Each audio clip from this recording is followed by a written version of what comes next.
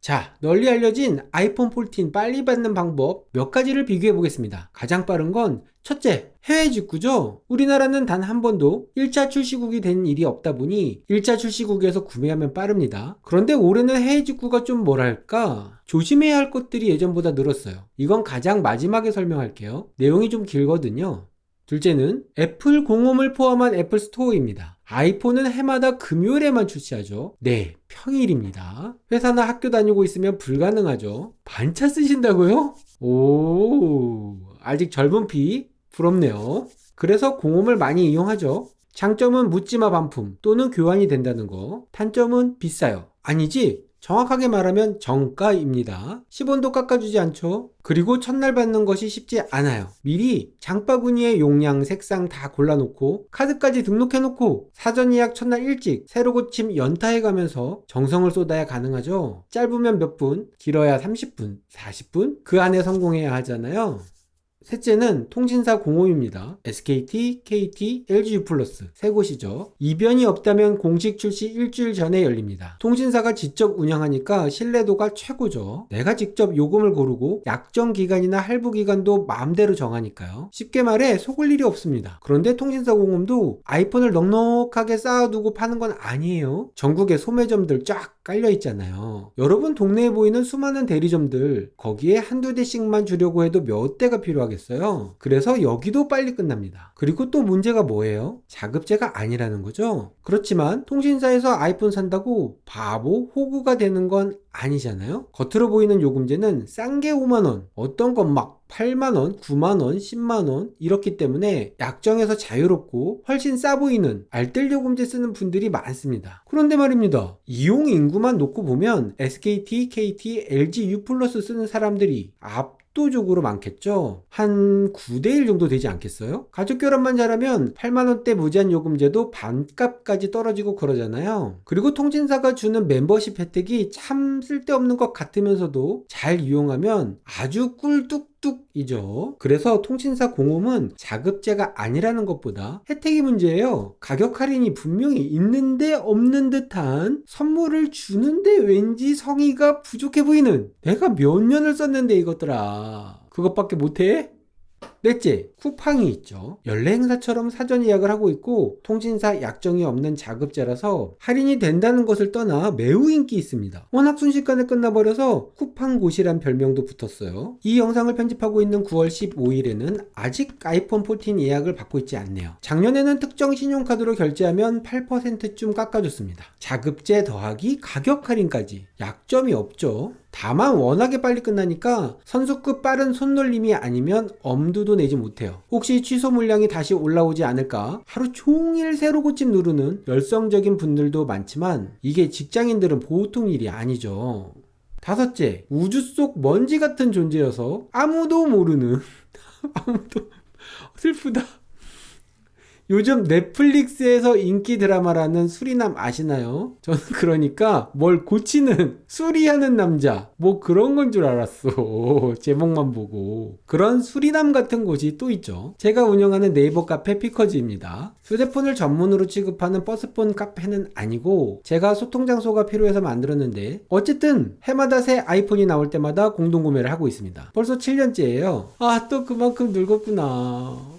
이곳의 단점은 여기가 뭐지? 싶은 낮은 인지도, 그리고 또 다른 단점, 통신사가 KT밖에 없다는 점. 이게 정말 크죠. SKT 이용자가 국민의 절반인데 말이죠. 그것 빼곤 나름 괜찮습니다. 왜냐면 전 본업이 IT 유튜버죠. 여러분이 얼마짜리 요금제를 고르든 어떤 부가 서비스를 신청하든 저와는 아무 상관이 없어요. 10원도 더 생기지 않기 때문에 여러분 입장에서 여러분이 유리한 방향으로 공동구매를 돕습니다. 또 신청하면 빨리 받아요. 1TB처럼 구하기 어려운 것이나 비인기 색상 아니면 거의 첫날 받습니다. 예전에는 첫날 다 보내겠습니다 이렇게 씩씩하게 이야기했었는데 작년 아이폰 13부터 이놈의 코로나 이슈로 아이폰 생산 공장들이 온전치가 않죠. 그래서 장담은 못하지만 해마다 협력사들을 달달달달달달 볶아서 빨리 보내려고 노력하니까요. 그리고 선착순 마감 뭐 이런 게 아니라서 방법도 어렵지 않아요. 고정 댓글 참조하셔서 꼭 한번 와보시기를 분들 신청이 많아야 제가 큰소리 떵떵거리며 아이폰을 빨리 받아올 수 있거든요. 쿠팡고시 도전하시고 실패한 뒤에 오시는 것도 괜찮겠네요.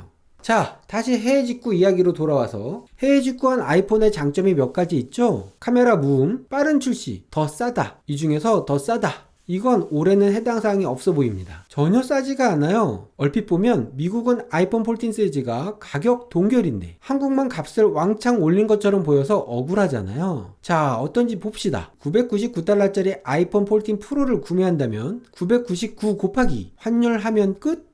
노 아니죠. 많이 하는 실수예요. 환율을 계산해 볼 때 네이버에서 찾아보면 첫 화면이 이렇습니다. 기본값이 매매 기준율인데 이건 실생활에선 전혀 의미가 없죠. 눌러보면 현찰 살 때, 팔 때, 송금 보낼 때, 받을 때 나뉘어 있어요. 현찰 살 때를 고르면 이렇게 환율이 올라갑니다. 꽤 떼어먹죠. 그래서 우대 환율이라는 것도 있어요. 은행 등급이 매우 높거나 하면 80%, 90%까지 깎아줍니다. 그런데 우리는 현찰로 사는 건 아니니까 송금 보낼 때 이걸로 봐야 합니다. 신용카드 결제할 때도 송금 보낼 때를 보는 거예요. 환율은 매시간 바뀌니까 신용카드사는 이걸 실시간 적용하지 않아요. 그날의 1회차 환율로 적용됩니다. 늦은 밤에 했다면 다음날 1회차 환율이죠. 자, 그럼 아이폰 14 프로가 나라별로 얼마인가 볼까요? 우리나라는 이래요. 128GB가 155만원, 저장 용량을 늘리면 170, 200, 230만원. 비싸긴 하다. 이번에 아이폰 14 프로 사면 플렉스 하겠는데요? 기쁘네. 자랑거리가 늘었어. 아, 미쳐가는구나. 저처럼 환율도 미쳤기 때문에 어쩔 수 없다지만 그렇다고 선뜻 손이 가는 가격은 또 아니에요. 그래요? 미국, 홍콩, 일본 가격을 보시죠. 환율은 9월 11일 기준이고요. 매매 기준율 아무 의미 없다 했죠. 송금 보낼 때. 그리고 우대 환율은 받기 쉽지 않겠지만 어쨌든 50% 때려 넣었어요. 그래야 1만원, 2만원이라도 싸 보이니까. 확실히 우리나라보다 싸긴 합니다. 그런데 미국 가격은 세금이 빠져 있죠. 오레곤, 델라웨어 등 세금이 면제되는 곳 아니면 여기에 세금이 붙으니까 더 비싸지고요. 또 해외로 송금해서 아이폰을 살 수 있어요? 안 되잖아요. 해외 직구하려면 신용카드로 사야죠. 그리고 또 어떻게 되나요? 관세 내고 부가세 내야죠. 그런데 스마트폰은 관세가 0%예요. 없습니다. 부가세는 10%인데 아이폰 가격 더하기, 현지 배송비 더하기, 보험료 등 추가 비용을 모두 더한 금액에 10%가 붙습니다. 자, 그럼 어떻게 되느냐? 배송료, 보험료, 대행수수료 이런 거 다 없다고 쳤고요. 비자, 마스터, 아멕스 같은 브랜드 수수료 1%에서 1.4% 또 내야 하지만 면제되는 것도 있으니까 없다고 무시. 신용카드사는 해외 서비스 수수료도 받죠. 카드사별로 0.18%에서 0.35% 등 또 받아가지만 이것도 어떤 걸 쓰느냐에 따라 달라지니까 그냥 없다고 할게요. 우대 환율도 거의 불가능하겠지만 50% 있다고 할게요. 있어야 하는 건 전부 없다고 했고 없어야 하는 건 있다고 가정한. 그러니까 이것보다 비싸면 비쌌지 쌀 수는 없는 가격입니다. 어때요? 전혀 안 싸죠. 자, 그럼 무음 카메라 때문이라도 많이 찾는 미국판. 올해는 없던 단점이 생겼죠. 애플 주장에 따르면 통신사나 요금제를 쉽게 바꿀 수 있고 전화번호를 여러 개 넣을 수 있고 통신사도 여러 개 이용할 수 있고 아이폰을 분실하거나 도난당해도 심카드를 물리적으로 제거할 수 없어서 보안에도 더 좋다. 이런 이유를 들어서 물리적 유심을 없앴어요. 또 빨라. 삼성이 너네 것도 접히면 그때 연락 줘. 이런 조롱 섞인 트윗 날리던데, 국내 기업이 좀 그러지 말지. 부러운 건 맞잖아요? 접히는 거, 그런 거나 빨리 하지. 이어폰 단자 1등으로 없애. 충전기도 1등으로 없애. 유심도 또 1등이야? 에라이. 물리유심 없으면 아이폰 쓰는데 지장이 있냐? 특수한 상황 아니면 없습니다. 그래도 꼭 필요한 분들 있어요. 그래서 홍콩판 사잖아요. 물리유심이 2개라고. 자, 홍콩판 말 나온 김에 이것도 살펴보면 사소한 단점이 하나 있죠. 중국, 홍콩, 마카오 3종 세트, 이른바 중국향 아이폰들은 아이폰 14 시리즈의 신기능 에머전시 SOS, 그러니까 위성으로 긴급구조 요청하는 거 삭제해서 출시합니다. 아니 중국은 또 왜 그래?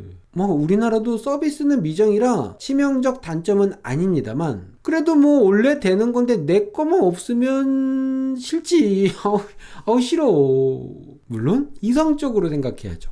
국내에서 전화가 아예 안 터지는 곳에 혼자 고립될 가능성은 아주 낮겠죠. 그리고 있어서도 안 되는 일이고요. 애플도 그렇게 말하잖아. 생명 유지에 필수적인 새 기능이 절대 필요 없기를. 그래 필요 없어. 그런데 내 것만 없으면 싫지. 싫어. 참, 보증기간도 다릅니다. 국내에서 판매되는 스마트폰은 보증기간 2년이 강제사항입니다. 그래서 해외에서 구매한 것은 1년, 우리나라 정발은 2년. 이렇게 차이가 있다는 점. 자, 이렇게 해외 직구, 애플스토어, 쿠팡 등 유명한 사전 예약 방법들과 그리고 변방 구석에 숨어있는 피커즈까지 알아봤습니다. 고정 댓글 꼭 봐주시고요. 도움이 되었다면 좋겠네요. 자, 구독까지 해주시면 복 받으실 거예요.